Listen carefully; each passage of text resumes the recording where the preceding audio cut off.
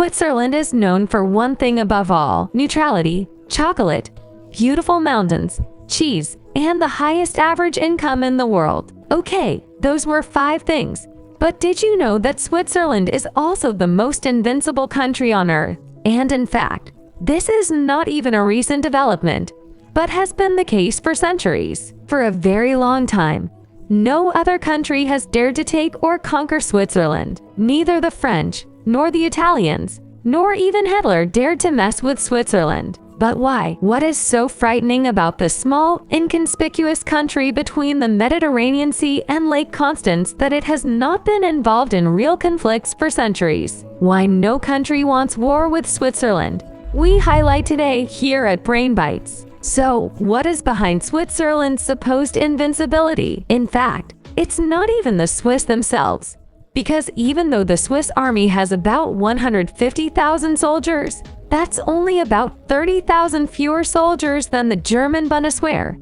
And even though Switzerland has only about 10% of Germany's population, they would of course not be able to compete with a true great power, especially not against Germany at the time of the Second World War. No, the real reason for Switzerland's impregnability is that Switzerland has a secret arsenal of bombs. But of course, these are not nuclear bombs, because Switzerland is not a nuclear power. Nevertheless, as already mentioned, it has numerous bombs.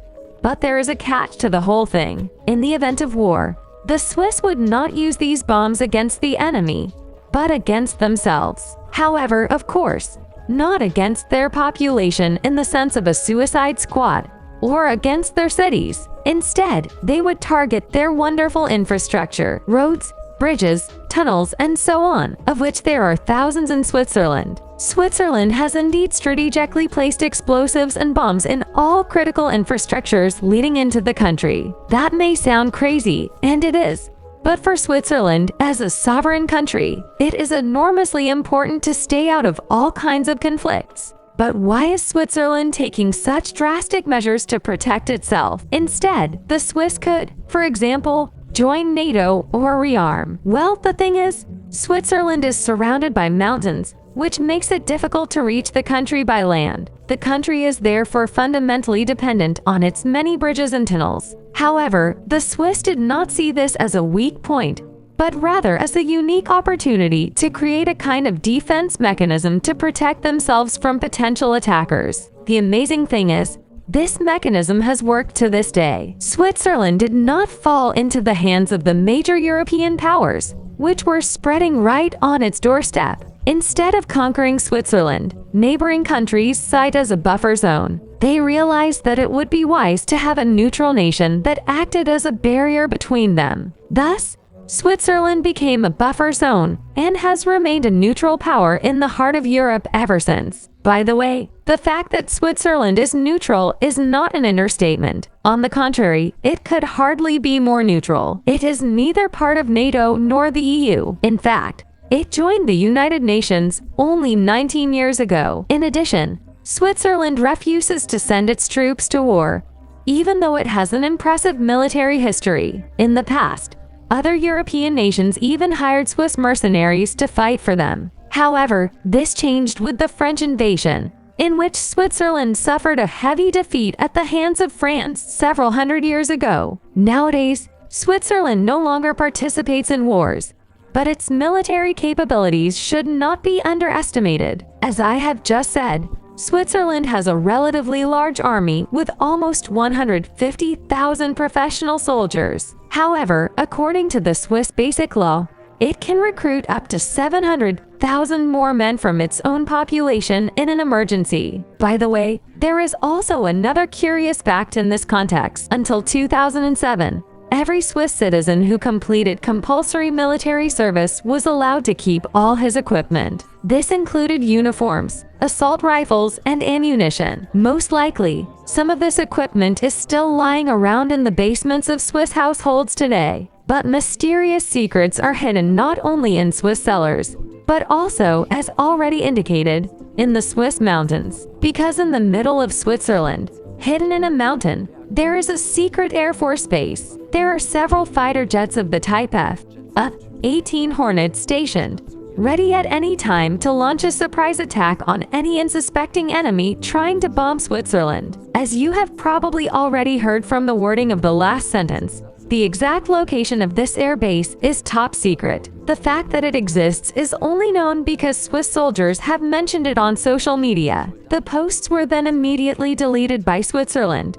But it cannot be ruled out that there are even several such hidden military bases in Switzerland. At the time of the Third Reich in Germany, Switzerland recognized the need to be able to retreat to a safe place in the event of an invasion. Since the majority of the population lived in flat and endangered areas, they retreated to the mountains and built bunkers and tunnels there. Although these defenses were never used for their intended purpose, they now serve various other purposes. Some of these bunkers have been converted, for example, into ripening rooms for cheese, into hotels or high-tech data centers where highly sensitive information is stored. But bunkers are not only found in the Swiss Alps. For a long time, it was also required by law in Switzerland that each house must have its own bunker in which all residents can be accommodated. In the meantime, this law no longer exists, but instead it is stipulated that every resident must have quick access to a protected place from his or her place of residence. So you either still need a bomb-proof bunker in your own basement,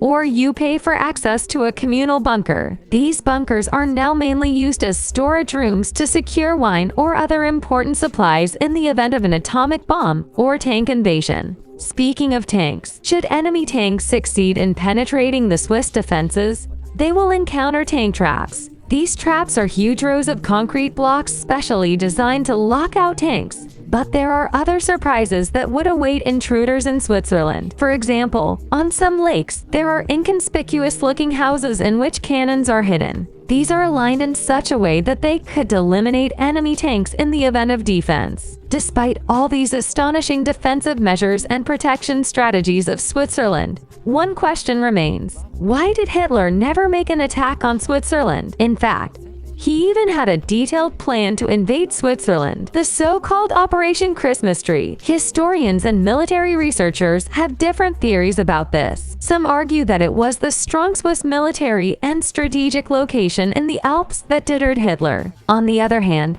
cooperation between Switzerland and Nazi Germany also played an important role for Hitler. The Nazis preferred to continue doing financial business with Switzerland, thus allowing it to remain neutral. In addition, at the time of World War II, Germany was already struggling with its Russian campaign and could not afford to divert resources for an invasion of Switzerland. Whatever the reason why Hitler more or less left Switzerland alone, Switzerland remains the most invincible country on earth. Their commitment to neutrality and defense has shaped their history and ensured their survival to this day. And more than that, Switzerland has been flourishing economically, socially, and scientifically for decades. And even though Switzerland has scaled down some military measures in recent years, many bunkers, explosive devices, military bases, and arsenals still exist in Switzerland today. What do you think of the extraordinary measures taken by Switzerland and Switzerland in general? Let us know in the comments and leave us a like and a subscription for more. Until next time,